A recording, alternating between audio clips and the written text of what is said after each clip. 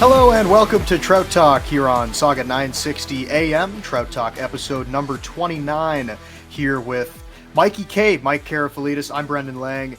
You might have noticed there was a name absent from that description to start off the episode. Our colleague, our friend Zach Bodenstein, who's obviously been on the most of the episodes here, talking to all the players, talking about the Steelheads. He's not here right now. He's actually on vacation, so wishing Zach having a good time out there, taking some time off. I know he's obviously been extremely busy recently with all the work that he's been doing, a lot of great work that he's been doing. So definitely a well-deserved vacation for our friend Zach Bodenstein. But we got this one covered today, Mikey. We got a good guest coming up. But before we get into that, what's going on with you? How are things going today?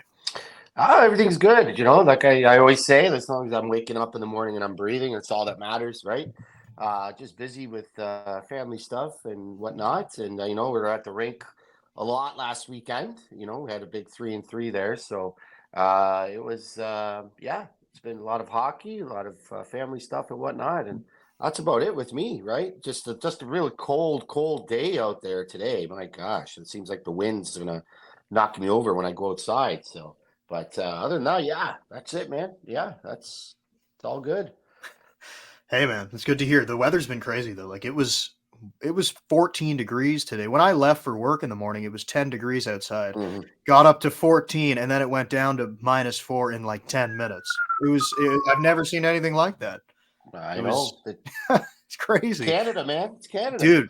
Dude, remember the last episode when I was saying, it's getting warmer, don't know if we're going to see snow, and you and Zach were like, watch out there, buddy. We always get something coming in March. Yeah, I think and then even after, next couple days might be cold tomorrow, and then it's going to warm up again. I might actually try to get out and golf over the weekend. It's a possibility. Ooh. There's a course that's open all winter around me, so I'm going to see if it's nice enough. Maybe get a round in 9 holes. But we know, and you know, that the cold weather's coming back after that. We're gonna probably have another snowfall at some point. Oh, the golf course, they're going to be open? The golf course? This one course stays open all winter near my house. Oh. So they plow the fairways when it snows, and you can play all winter if you want to. Okay, there you go. Okay. Yeah. I don't know if I'm not really into getting out there when it's like -15 outside. I don't know if that'd be a very fun time, but if we get 10 degrees, 11 degrees, sunny out, count me in. Yeah. Supposed to be nice. So that's a good thing. And then get ready, then we're going to get something's going to happen. Bad. Usually does. It's always a tease, man. Always a tease. Yes, that's right. That's good. If you can head out to that golf course, that'd be great. Yeah, 100%. Hopefully that can happen. Also, when the warm weather starts coming, you start thinking about baseball, start thinking about spring training. I've been locked into that as well. Working today, watching some Blue Jays baseball. So It's all been good here recently. But, of course, today we got to be talking about the Steelheads. And we watched a lot of Steelheads hockey over this past weekend. So we can start things off, Mikey, as we can go over the first game. That was on Friday night. The Steelheads playing against the Niagara Ice Dogs. It was a little bit close there throughout the game. Then they absolutely pulled away in the third period and won that one 7-2. So what are your thoughts on that game? It was huge. I mean, what a huge win to start that 3-3. I mean, you win 7-2. It was close, as you said, but welcome back to the lineup. Mason Zabeski with 2 goals, first time in the lineup for about a month and a half, something like that, right? But you could really see how much he means to this team when he's in the lineup, how good he played on Friday night. He was back, we were talking about, how is he going to be the old Mason Zabeski? Is he going to be the a little bit tired Mason Zabeski because he is coming off of sickness and whatnot, right? Because he was ill. But he looked pretty good on that Friday. I mean, he was banging his body around. He was setting up his shop right in front of the goal and scored a couple of Mason Zabeski goals where you expect him to score right in front, right? And he looked really good, and the goaltending was good. Maybe shouldn't have been closer as it was. They didn't get off to that good start. Niagara came out a little bit on fire, but they played well. They came together, and then after that, that was it. Then boom, they just the floodgates open. Yeah. So, no, that's right. And it seems like a lot of the time when those two teams face off that it's kind of a close game. And like you said there, it was close for 2 periods and then it broke open. But remember, we talked to James Richmond about that before the game and saying, and even talking to Finn Harding at the intermission there as well. I interviewed him and he said, sometimes, maybe you come in, you take them a little bit too lightly, and they're not a team that you can do that against. Sure, they don't have the best record, but if you go in there thinking like that, then maybe it might go the other way. But obviously, the Steelheads didn't take it that way, and they came out, like you said, third period was great, and Mason Zabeski coming back in the lineup. He's such a massive piece for this team, and good to see him get a couple goals. So let's quickly move on here to Saturday. That was your territory out on the road. It was the Barrie Colts 4-1 loss for Mississauga. They peppered Sam Hillebrand, but couldn't get one past him until late with Parker Von Richter. Man, oh man! Right? I mean, what can you say? It's all again. I mean, coming out in that first period, and he came out on fire. The Steelers, they're just peppering him, as you said, Sam Hillebrand, and again, he's just stopping everything in sight. Couple goalposts as well, Brendan. I think it was three goalposts, one crossbar, one that got by him right on the goal line there, and he just seemed to. Everything seemed to go his way, really. And it just dropped on the goal line. It didn't even move. I'm like, hey, really? Like, how much? Like, I don't know. It's just, I guess the hockey guys are on his side. It seems like every time he plays the Steelheads, he plays well, and he's a good goalie. Don't get me wrong, but But Barrie came out and they played a good structured game. And they deserved to win that game after. And it was just one of those games for the Steelheads, and they ended up losing 4-1. And they just couldn't get the puck by Hillebrand. That's it. That's all. That's all you can say about that game. I mean, outshooting them 2-1 in that game as well, right? That's right. Yeah, and I mean that's kind of the theme. That's kind of the theme every time they play Barrie. Like, it's just you're in tough. It seems like he really does feel like he needs to take revenge on the Steelheads every time he plays against them. Yeah, so it was another obviously great performance from him. But yeah, I think it just kind of goes into the shooting and the Steelheads taking more shots. And we've talked to James Richmond and the assistant coaches, Matt Chirantano and Stefan Thorne, about that, and just trying to push them a little bit to get more shots in the net, because there was a stretch there where they were getting outshot a lot, and now it's completely flipped. Like, they're out shooting their opponents every single game. So obviously that message is really getting through, and it's really coincided with them playing some great hockey here recently. Couldn't get it done against Barrie, but then the game of the weekend, in my opinion, and I know you probably share the same thing, against the Sudbury Wolves, coming in there, and they were in second place, coming in just 1 point off at first. A massive 2 points for the Steelheads in that one. I mean, you talk about not giving up. Again, the Sudbury Wolves get off to that lead, and I believe it was 2-0 lead, right? Yep. Or 2-0 lead. The Sudbury Wolves got off to, and it was early. It was early. You thought, oh boy, how the boys, but no, they rallied. They came back and they tied the game. And let's not forget too about these other two games, about the Barrie game and about the Sudbury game. Angus McNell was out of the lineup because of suspension. Right. So this team was out without Angus McNell for these games, but for Barrie and against Sudbury. But yeah, against Sudbury, way to come back. I mean, the goals, Gabe Sherratt scoring that game-winning goal, rookie right in front of the goal. And talk about a guy that's been getting better and better every game as a rookie. And we'll get more into that after. I'd like to get more into that. But that was a statement victory for the Mississauga Steelheads on that Sunday, coming back to beat Sudbury the way they did.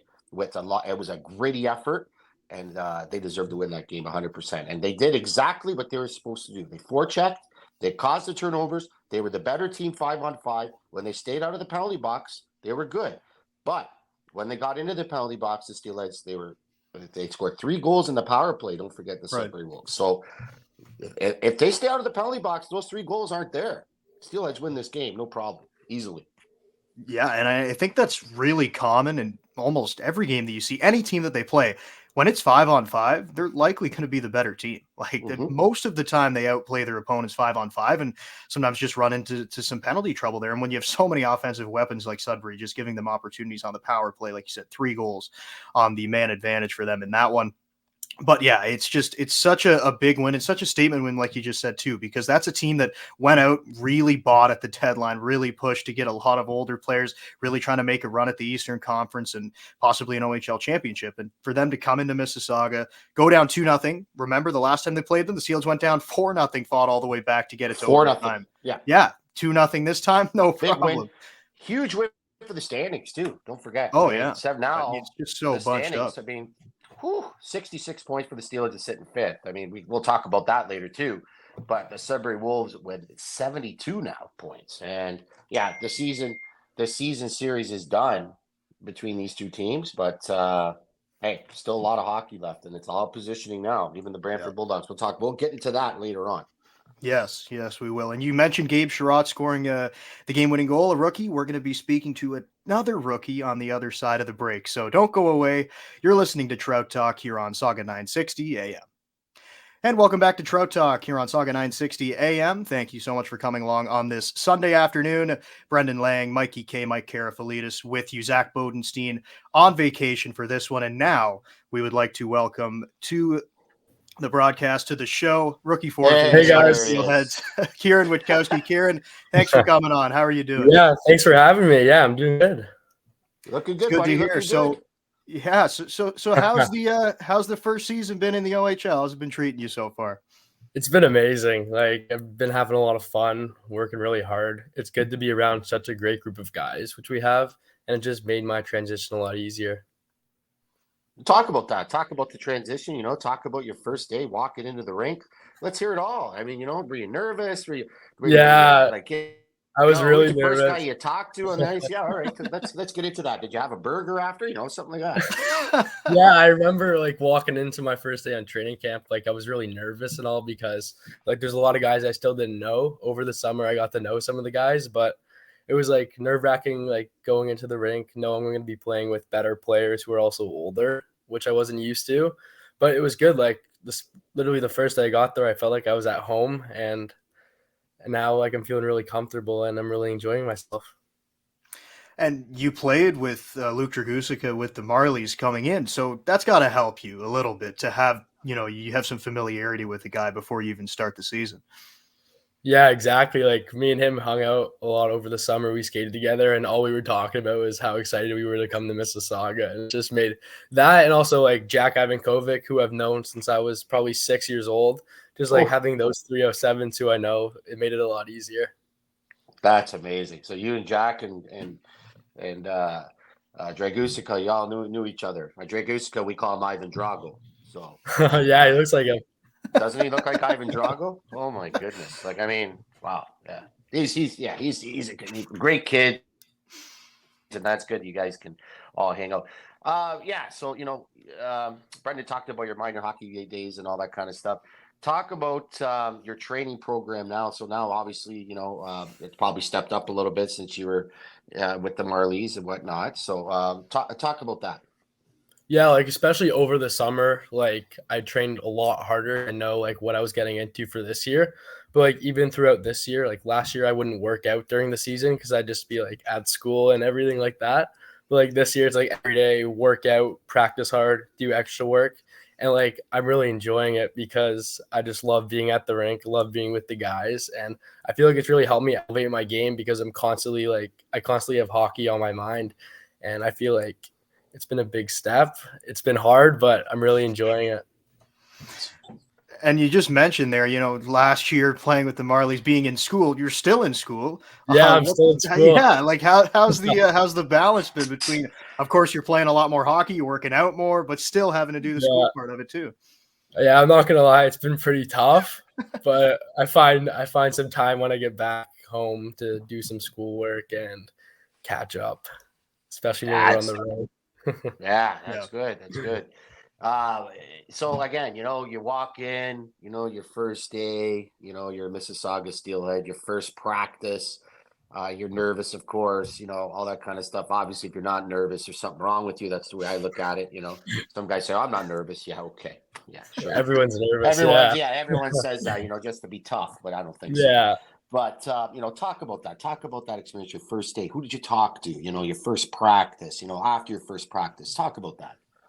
Yeah, like I remember like my first practice sort of like there were still some guys who I didn't really know, but like a lot of like the 07s like Jack and Drags, for example, I talked to them mostly because like I'm familiar with them. Like a lot of the other rookies like William Eggleton, McGregor, Gabe, even Parker. I knew Parker before because he was an ex-Marley, and I got called up a couple times to play with their team. So it was mostly like the younger guys, and then as time went on, I started like talking to the older guys and getting used to it. Okay. So who was one of the older guys then? Talk about some of the older guys that you that you kind of taking you under their wing kind of thing? I feel like two guys would be Chaz and Mark.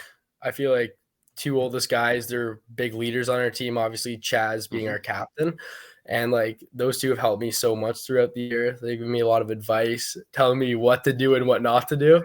Yeah. And like they kind of feel like my big brothers, which is great. And I'm really grateful for them because they've helped me so much. And Mike, you talked about the training, program. What can you say has been the biggest improvement for you? Coming into the OHL, obviously it's a massive transition from coming from minor hockey. So where do you think the biggest improvements in your game have come from the beginning of the year and now almost through your first season in the OHL? Well, I think like a lot of it's like during the workouts, like I'm getting a lot stronger. So at the beginning of the year, I wasn't really that physical on the ice, but now like I like you guys call us the identity line. So we're out there laying body. Yes, I feel like we're all a little bit stronger. Yeah. And I feel like just like my strength, it's helped me create a lot of opportunity and chances for our line.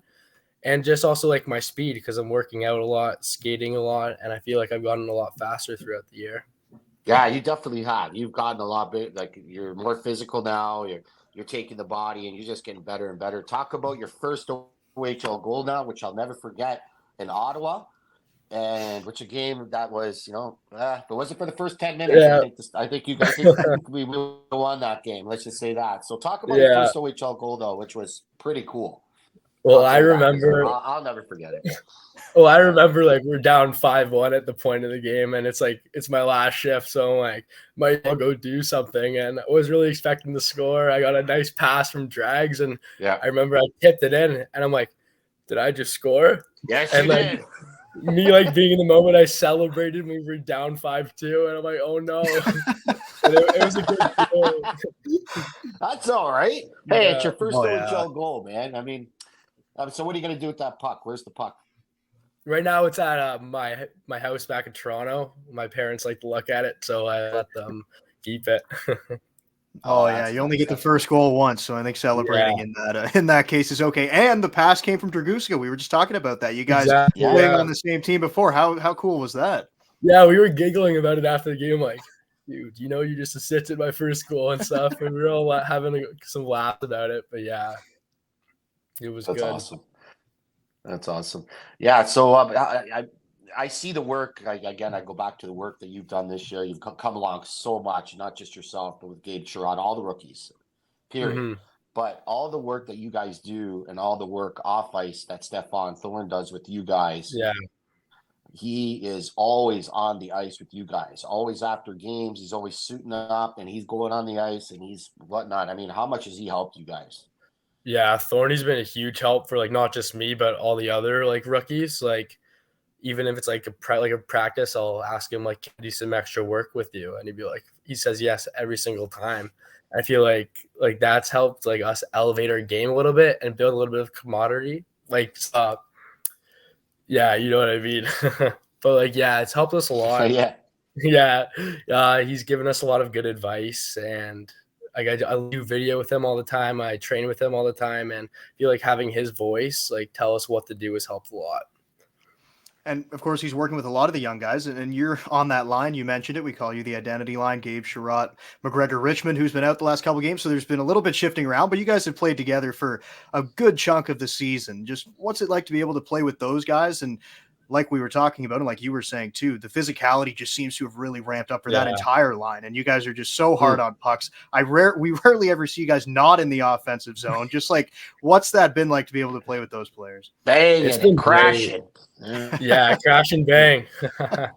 Yeah, it's been great playing with those two a lot because like we sort of like feed off each other a lot. We hang out a lot like off the ice, which is good. So we talk a lot about our game, and even at school, like we'll watch video together, like about our game the night before or whatever.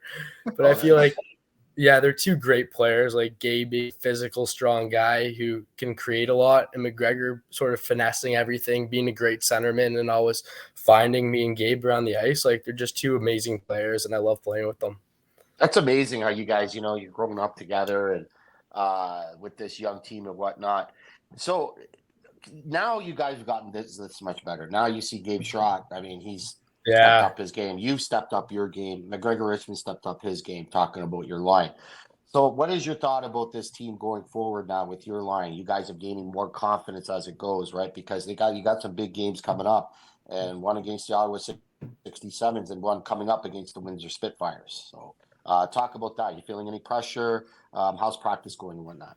Yeah, obviously, like those two games are huge because we're in the final push right now, and it's super tight in the East right now. So every game matters. So I feel like just practice has been really hard. Everyone's dialed in, and I feel like from our line, it's just like doing the little things right and helping, whether it's physicality or creating chances in the offensive zone. Like whatever we can do to help the team win is sort of our motto. Yeah. And obviously there's a lot of young players on the roster. So coming down the stretch now, and you guys have clinched a playoff spot, so you're going to be playing in the playoffs for sure. What have some of the older players been telling you about what to expect at this time of year? Yeah, they just said like how hard the games are gonna be, and they're like sort of preparing us for it. And like I know Sharpie's been telling me a lot about playoffs, how it's just like a different breed of hockey. So it's like practice as hard as I can every day, really dial in, watch little things, whether it's video or like even in the NHL, watch what they do in playoffs, and sort of just like prepare ourselves for what's to come. That's awesome. So yeah, I mean, who would you? Okay, so let's talk about some of the stuff here that you like to do off of the ice. We know that you like to golf. I mean, when I first met you, your forearms are coming out like this, and you hit the ball 500 miles down the field. I said, "Oh my God!" I remember I said that to you, and I said, "Oh my God." Yeah. Wow. That's all I said. Wow. I go, am I on your team? That's what I said. Am I on your team? You go, you said, I don't know. I said, and then we looked at, oh, no, I'm on the other team. Anyway, so tell us some of the things you like to do. Obviously, you're a good golfer. You see that. But what else do you like to do off of the ice? I'm also a big Kieran Witkowski. Yeah, obviously. And do you like to skateboard? Go ahead. All right. I used to actually skateboard when I was like a little kid, but I sort of grown out of it. Okay. But yeah, like golfing's a huge thing for me in the summer. I feel like it's my second favorite sport, and I love to just get out on the course and play with my buddies. Also, I have a cottage as well, so I'm a big fisher when I'm up there. Mm-hmm. But like I catch little bass, not like big muskies. But I enjoy doing it. It's nice and peaceful. And yeah, just it's always hockey, and then golf and fishing really just like helps me get away from all that. Yeah, that's good. That's nice and relaxing stuff to do here. Yeah, I was gonna say two pretty relaxing hobbies outside of hockey. Did you play any other sports growing up? I did actually. I played AAA baseball till I think I was in bantam, and then I had to make the choice between either playing elite baseball or playing hockey seriously, and I chose hockey, and I'm really grateful I did that. Good choice. Yeah. Good choice. We're baseball player. You look like, I'm gonna say it right now. You were you weren't a first baseman. Let me guess first. You weren't a first baseman. No, it wasn't a first baseman. You were 100%. You know what? I'm going to say it. You're a shortstop. Nope. Center fielder. Ah, okay. That was my next guess. Because you're a captain out there. I can see you running back. Yeah, captain the outfield. Yeah, I can see everything. Hey, that's the two positions where they put the best athletes, shortstop and center field. Yeah. So that's why. And I also played a bit of catcher too. Well, there you go. That's the toughest position on the field. So wow, you're really in the middle of everything. So how did you get started playing hockey then? Like, were your parents into it? Like, where did that come from? No, that's a funny story actually, because like both my parents like never played hockey. Like most of the people in my family haven't played hockey, but my dad would play men's league in Oakville, and he'd be like, do you want to go like try and skate? I don't remember at the time. My mom told me the story. I think I was like 4, but I do like learn to skate like before his men's league games. And that's where I really like fell in love with it. And then I started playing, like learned to play hockey. And then from there on, I just loved the sport, and it's been my passion ever since. That's when you learned how to skate at your dad's men's league games? Yeah, before. Is that what you just said? When you're 4, that's amazing. Wow. Yeah. Wow. Holy moly. That's men's league games. Unbelievable. Yeah. So, I mean, talk about that. Talk about how much of your parents, I mean, they supported you, of course. They probably, as you said, that you got to pick one or the other. So you picked hockey, which is great. So how much the support level have they been? Talk about that. Talk about your parents when you're young, taking you to the rink, all that kind of stuff, for hot dogs, all whatever, for ice cream, the way it goes. Yeah, they've been unbelievable. Like both my role models, they do everything for me and my brother, who also plays hockey. So I feel like their passion for me has really like motivated me to do well so I can give back to them for all the time and like money they've spent on me. And I'm just like forever grateful for them. And I'm really happy that I got blessed with two amazing parents. Is your brother That's amazing. younger or older than you? Yeah, my brother's 2009 and he plays on the Marlies as well, actually. So there's got to be Who's better? some good battles You guys- between you two. Me, obviously, Rivalry. Mikey. Me, obviously. Obviously, that's amazing. That's Yeah. amazing. So, okay, the obvious question. The next one, we know, you probably heard this a lot. Who do you model your game off after? Well, like mostly it's Crosby because he was my favorite player growing up as a kid. Like I try to, even though he's the superstar, I try to model like but some little things that he does, especially like, on the defensive side of the game. And funny story, I used to wear 13 when I was on the Marlies, and that was because of Pavel Datsyuk. So try to model some of my skill after Datsuk. Obviously, I'm not as big of a skill guy as him, but I remember watching Detroit play all the time when I was a kid and being like, I want to be that guy. Yeah. Yeah, he was a good player. So you wore 13 for Datsuk. Is 26 any kind of significance? Yeah. 13. I felt like it was a new chapter in my life, so I wanted to change my number, and it's just 13 times 2. So Double it, eh? That's it. Exactly. Go. Take a step up, yeah. There you go. There you go. So, you know what? Let's go back to the win against the Sudbury Wolves. I want to talk about that the team, you as well. Gabe scoring that game-winning goal, but you as well. You played a great game in that game and a great weekend you had as well. Talk about the weekend and talk about that win for the Wolves, how much confidence is giving you guys. Yeah, thank you. Like that was because to me that was a bounce back game. Oh yeah, like especially like after that loss in Barrie, we were all feeling a little down on ourselves, knowing we had to play Sudbury on a Sunday, and like obviously they're a really good team, top of the East. But after we got down 2 goals, we were like, we got to fight and we got to keep going. And I feel like that's sort of been like what we've been like the whole year. We never give up, no matter how much we're down. Like even before we were down 4-0 against Sudbury, and we came back and pushed at the OT. Then like we all like sort of bonded together and we played as a team and we got the win, which is amazing. And Gaver scored a huge goal, so I was really fired up about that. Yeah. Oh, me too. Yeah. But you know what? You've been on. Last thing I just want to talk about. You've been on the ice too as well with Porter Martone. You guys have had some magic out there. You two. Every time James Richmond has put the lines in a blender. Talk about playing with Porter. Yeah. Well, he speaks for himself. He's one of the greatest hockey players I've ever played with.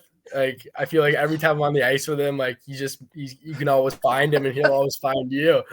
But yeah, he's a fantastic player and he's the real deal. And it's amazing getting the opportunity to play with him. And he's such a great guy for our team. And I'm glad he's my teammate. And last thing for me, you're just talking about the Sudbury game. It was the last game of a 3-3, and obviously it's not something that you're necessarily doing as much in minor hockey. So it's a big change. How have you really been able to, make sure you're staying ready for all these games, long bus trips, which is a little bit different as well? Like what's gone into all of that? I feel like the 3-3s have been really hard this year. Like I'm not used to like my body feeling that sore. But I feel like the big thing for me has been my recovery after the game. Like every night I'll go into the cold tub at my billet house with my billet brother and just sort of like resetting my body, eating healthier and doing like just the little things. I feel like help a lot, like my preparation for games. And those have helped me get through like tough 3-3s, long weekends, like busy, even like when we go on the road, like I'll try to take a cold bath just so I can reset. But yeah, it's been tough, but just like the recovery, I feel like is a big part of success. So are you getting used to these 3-3 now as the season goes on, like your routine, and all that, your body's not getting as sore as it used to be with what you're doing? Yeah, I feel like I'm getting a lot more used to it. I remember my first 3-3 of the season. I'm like, I don't know if I can play this third game. I can't move. But yeah, I feel like over time I've gotten more and more used to it, and we haven't had too many this year, which is nice. But yeah, it's been tough, but it's fun because you're playing every day. And just quickly, you mentioned your billet house. Do you live with any of your teammates? No, I don't. I live by myself, which I kind of like because I got my own personal space. Yeah, but I hang out Not with bad. you guys all the time. Not, Yeah. No, I not think that bad would at be all. Got your own that'd be crib and great. everything, huh? Yeah. Yeah, I got my own little my man cave. Yeah, Now those were the days. I'll tell you that. At least from exactly. my point of view over here, that's Oh amazing, Kieran. man. Well, I mean, you just keep up the great work. This year, you keep working hard. Good things are going to happen for this team. We all can see it. I mean, you're just pushing right now, and now we were talking about. We're going to talk about how now there's a full lineup, first time Yeah, ever in a long time, and where this lineup's been healthy, right? So and all together, and now it's happening, right? And now Angus is going to be coming back. So, but other than that, this team is looking really, really good right now. And for you, keep working hard, keep doing what you're doing, and think good things are going to keep happening to you. yeah. Thank you so much. Yeah. I feel like this team's got a bright future ahead of us.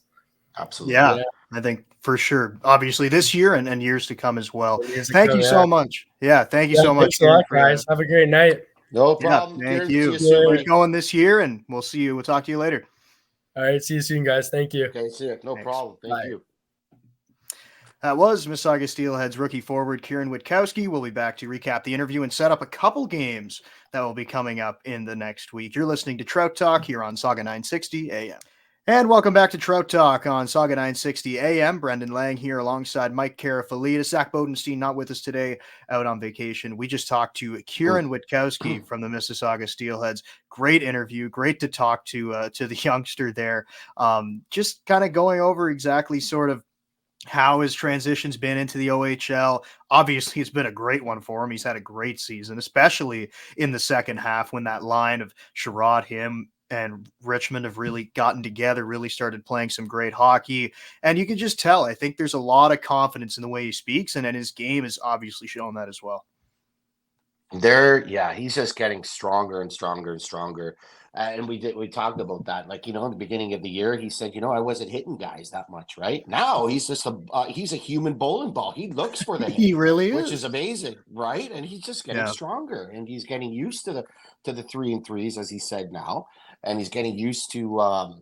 He likes to play like a lot, and I like the fact that he said I was a center fielder in baseball. I could totally see that in hockey too. He looks like 100%. that center fielder type, and he's got a great, great snapshot. I mean, and think about his shot when he comes down that left side.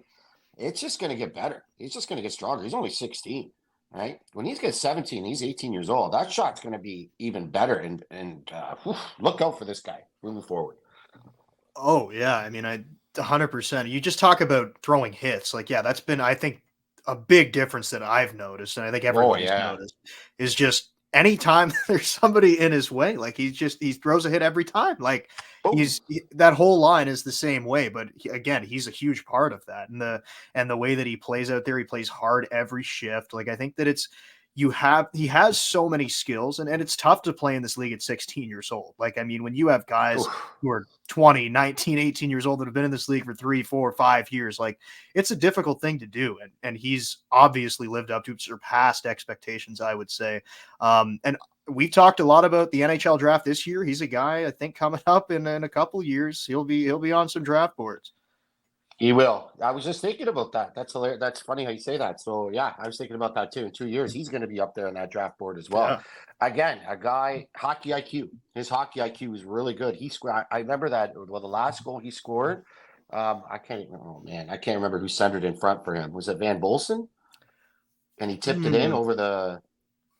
Yeah, anyways, I know exactly what you're talking about. He's just and he tipped it right over the goaltender's shoulder. But anyways, that goal and the way he plays, another good hockey IQ guy, and they're all over the board across the Mississauga Steelheads. And he fits into that James Richmond system. We talk about that James Richmond kind of player, banging, crashing, playing hard, good hockey IQ, going to listen. He's going to play the right way. And this is what this guy's doing right now at 16 years old. He's looking right now as he's getting more comfortable as an 17, 18-year-old right now. Really? And it's good. I like what he said too about the playoffs. Hey, Chaz Sharp told me about the playoffs to look out for this. And great captain of the Steelheads, Mark Boudreau, the older guys, look out for this. And he's starting to practice harder now because the playoffs are coming. And he knows it's going to be harder. That's the kind of player that you want. And that's the kind of hockey IQ that this kid has. And just going back on what you're talking about, it was Gabe Sherrod who centered it for him. How could we forget that? Behind the net. Man. Yes. Oh, that too. Yes. God, what's Yes. wrong with us? There's been so many great goals lately. I mean, Yeah, right? no, I mean, that's right. tips and Yes. shots and man, playing really well right now. Yeah. So much going on. But yeah, I mean, again, just obviously a really good kid to talk to as well. And we know there'll be continued success for him in the OHL and past that in his hockey career. All right. So let's talk about a couple games that are going to be coming up. We do have a game coming up on Friday. This episode will already be aired by then. That's against the Ottawa 67. So let's focus on a couple other games that we're going to be seeing after this episode airs. You're going to be on the road, in Windsor. That's on Sunday, a 4:00 start, 4:05 start, if we want to get specific, against the Windsor Spitfires. So what are we looking for in that one, Mikey? Well, let's look at the standings right now. I mean, let's look at the standings. And, the Steelheads and the Ottawa 67s and the Oshawa Generals and the North Bay Battalion right now. So from 3 to 6, you can pretty much put Kingston out of that story right now. Kingston's got 58 points, right?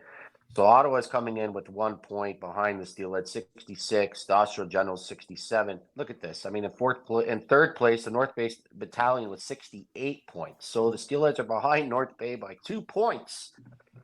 And the Sudbury Wolves are sitting in second. Now they dropped with 72 points, and the Brantford Bulldogs are 73. That's how tight the conference is. And these games are so huge. And against the Windsor Spitfires, yeah, this is a team that's out of it right now. They're looking to play spoiler. They got nothing to lose. So this is this game kind of scares me, to tell you the truth. It might be a little bit of a trap game, right? You cannot take these Windsor you cannot take these Windsor Spitfires lightly. You can't. You absolutely can't. They're out of it right now. They're 43 points in the Western Conference.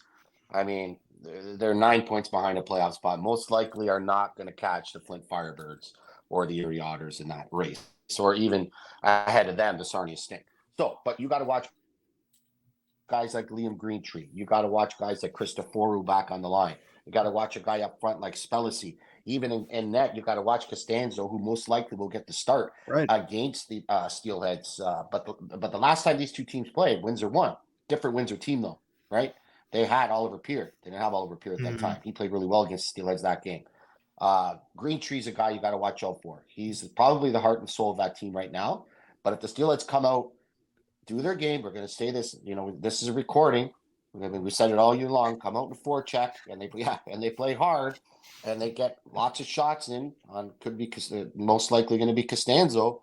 Then they're going to come out on top, but you gotta be aggressive for 60 minutes. It can't be 50, it can't be 40, and you got to stay out of the box. It's got to be 60 minutes of hardcore play. This is the road games you got to win, and this is one they got to win. Yeah, they really do. And again, like teams in the Steelheads position that are playoff teams and teams that have aspirations for making a deep run, you have to win the games that you're supposed to win. And this is a game that they're supposed to win against a Windsor team. Does that mean it's easy? Of course, it doesn't mean that it's easy. I mean, you just rattled off some of those names. They're a young team, a team that, again, I mean, they're just going to go out there and they're going to try to spoil things. Like they don't have anything to lose right now. And sometimes that's the worst spot to be in when you're playing against a team like that, because there's no pressure on them. They can just go out there and play their game. And again, like you said, so many names there, Greentree especially, that you really got to look out for, and a pretty good goalie back there. So yes, if you can get the forecheck going, if you can start the game off quick, again, you just love to see the Steelheads get their first goal, first 2 goals. Sure, they can come back, and then we know that they can. But if they can get the first 2 goals in that building, because that building's a tough one to play in as well in Windsor, take the crowd out of it early. That would be big. Yeah, that WFCU center can rock. So we'll see on a Sunday afternoon. They usually get a big crowd out there on Sunday afternoons as well. But yeah, hey, Brendan, you know what? And again, we'll get back to it. Steelheads are going to be having a full lineup for this game. They most likely will have a full lineup. Angus McDonnell would be back in. So now they're going to have 4 lines. You're going to zip through 4 lines. 1 line, first line, second line, third line, fourth line, bang, bang, bang, bang, bang. You're going to get McDonnell most likely, Carmeris and Van Bolsen together on that first line. You're going to get Misa Martone on that second line. You're going to get, Mark Boudreau's been really coming alive lately. Hopefully he can keep his game going as well. We talked about that. But, and the fourth line, everybody's healthy. Everybody's healthy on offense. Everybody's healthy on defense. Bases Zabeski's back. I think Yeah, so they just got to keep rolling the lines. They just got to keep hemming those guys. Keep getting shots in on Costanzo. Don't let up 60 minutes all the time. At every shift, act like it's going to be their last. You know what I mean? They need these games now. It's all about playoff positioning. They want to get first round home ice. For sure. Yeah. That would be obviously exactly where they want to be if they can get home ice in the first round. So that's the game that's coming up after Trout Talk. Not directly after Trout Talk. It'll be a couple hours after, again, 4:00 start time here today on Sunday afternoon. And then after that, you have the school day game. And that's always a fun time in Mississauga. And it's going to be, talk about a big game, talk about big points. It's going to be the Brantford Bulldogs coming to town. And if you're a kid going to this game, that's the rivalry I want to see if I'm a kid in school.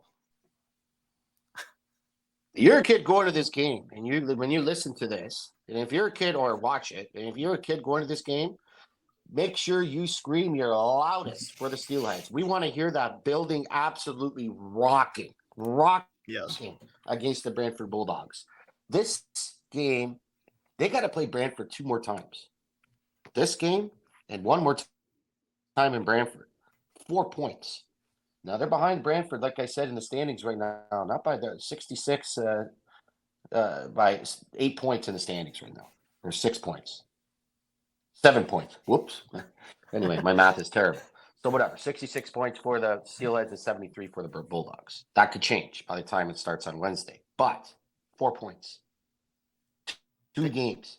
They need to get this one at home, and especially against a raucous crowd. I call on the fans to go crazy that game. Not crazy as in, insane. Crazy as in cheering hard for the Steelheads and making it difficult for the Bulldogs. Yeah, and if you're going to that game and you want to see scoring, you want to see physicality, you want to see everything, goaltending, everything's going to be in that game. I'm really, really looking forward to seeing that game. And like you said, I mean, it's 4 points there. The gap's really not that big considering the Steelers are in 5th and the Bulldogs are in 1st. Like, if you get all 4 of those points, you're right in the mix. Like, I mean, and it's tough. It's tough to get 4 points against a good team like that, but getting a win at home is obviously what you need. You have another game in Brantford, but getting the 2 points at home is the biggest thing right now on their mind. It's huge. It's absolutely huge. Okay, so keys to the game in my mind: stop Jack Guy. You stop Arbor Jack Guy. Get the 4 lines rolling again. You stop. I'm not sure if Nick Lardis is going to be in that lineup. Not sure. But they play with really, really good structure as well. They're well coached, that Brantford team. Very Jamie well. Key and company. Yep. Really, really good team. So, not sure if Joe Back's going to get the start. Get traffic in front of Joe Back. Shoot that puck. What he can't see, he can't stop. Get that forecheck going. Pin them again. I'm going to say this again. In their own zone. Make sure they cannot get that puck out of their own zone. And once the Steelheads are in their own zone, quick exits. Be fast against this Brantford team. Got to be fast. Don't play their game. The structure, the slowness kind of thing. You got to be quick. Yeah, I mean, I think you kind of just hit the nail on the head with all the things there. I mean, you're right. They play a really structured game. So if you can set the pace of the game, that's when the Steelers are going to have success and play at their pace, at the speed that they play at. And I mean, you just talked about having a full roster, and that helps. Having 4 full lines, everybody's well rested. You're playing a midweek game. Yeah, it's early in the morning. It's sometimes tough to get up and play those games, especially at that age. Sometimes it's difficult, but at any age, I wouldn't be able to get up and play those games. But yeah, right? It's yeah, exactly. But no, I mean, if you can set the pace at the speed that you're going to play the game at, and you're rolling the 4 lines, like you mentioned, every line has so much speed top to bottom and so much skill now, especially with that 4th line going. So you really do have a full 12-man unit up front. We haven't talked about the defense, but they've been good recently as well in their own zone. And a lot of the time playing 7D, which is difficult, having to switch around everything. So they've obviously been great, probably going back to 60 for that game. We'll see who's in and out of the lineup. But yeah, I mean, it's going to be big 2 points, and it should be an exciting game. Really looking forward to that one. So the no more 3 and 3s all year long. Right. Let's not forget that as well. So that's huge. Absolutely huge.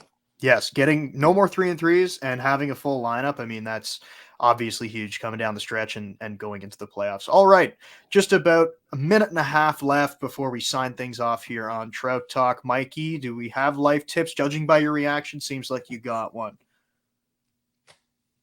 I do and I don't. Yeah, I Okay, do. I do and I it's don't. a juggling It's act. just, If you're listening on the yeah. radio, Mikey's giving you the juggling I do, and motion. I don't. I mean, all right. So, uh, okay, what I see now, this is a driver's. Mm, I I drive, love you your drive. driving ones. People that don't drive, Yeah.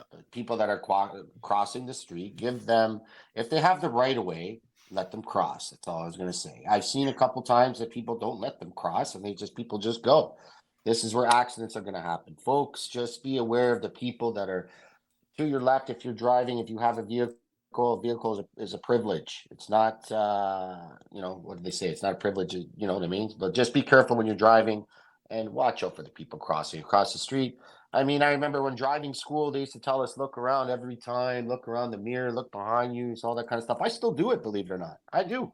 I do. And I just encourage everybody else to do the same thing. And that's the only life tip I have. So it's, Ah, come no, I on. like it. I like the driving ones. Yeah. I think the quote is, or the saying is, it's not a right, it's a privilege. I think that's the There it is. I think Yes. that's the saying. Yeah. And I Yes. think, just being aware, not about just driving, just being aware in life, being aware of what's going on around you. I think can go a long way. There you have it. That's Trout Talk episode number 29. Talked to Kieran Witkowski on here. Great to talk to him, and then set up a couple big games. We have the one coming up just after this one. That's against the Windsor Spitfires on the road. Mikey K will have the call, and then we have the school day game on Wednesday against the Brantford Bulldogs. That's 11 o'clock in the morning, a start time for that one. So definitely looking forward to those couple games. Mikey, good stuff today, and thank you Yes, for coming sir. along on this Sunday afternoon. Again, episode number 29 here, Trout Talk, and you're listening on Saga 960 AM.